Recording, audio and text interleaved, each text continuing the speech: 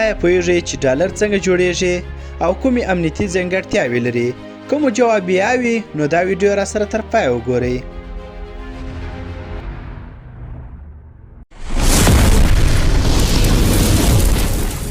ډالر یا امریکایي اسعار له ځانګړو دوو موادو څخه تشکیل شوی چې 15 پنبه او 25 لینن دي.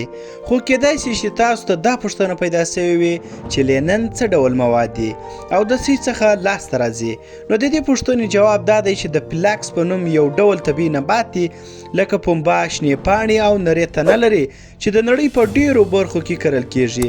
نو د همدې بوټي څخه لینن جوړیږي چې په نړۍ کې زیاتې کمپنۍ د کالیو او نورو ګرمو جامو په جوړولو کې کاروي.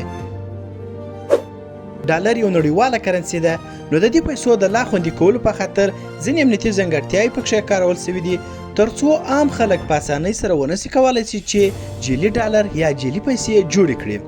کله چې کاغذ جوړ شي وروسته ډیر ماهر هنرمندان پر یو پولادي غلب باندې د ډالرو 2 زرونو نقشه رسموي چې په دا نقشه کې یو خاص امنیتي ځانګړتیاوې پکې کارول کیږي ترڅو د پیسو د جعلي پیسو معلومولو ماشین یې راونه ګرځوي. هغه ماشین چې تاسو په بانکونو کې لیدلی وي چې پیسې حسابي او د جعلي پیسو مخه نیسي. وروسته دا نقشه چې د ماشینونو په واسطه په کاغذ باندې وهل کیږي همدارنګه د دې پیسو ته یو خاص دوامدار رنګ ورکول کیږي چې دا رنګ د کلونو لپاره دوام لري.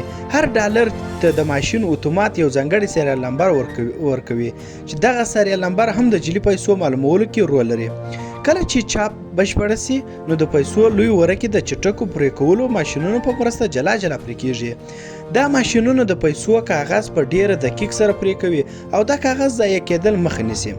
وروسته په پرمختللي او ټکنالوژي ماشینونو باندې دا پیسې ټیسټ کیږي ترڅو تیروتنې راوګرځول شي او دا پرمختللي ماشینونه د کوچني تیروتنې هم راګرځوي او روزل شوي کارکوونکي هم چاپ شوي ورکې پیسې په سترګو ټیسټ کوي د دویم ځلي لپاره او ګوري چې کومه تیروتنه خو نه ده پاتې شوې.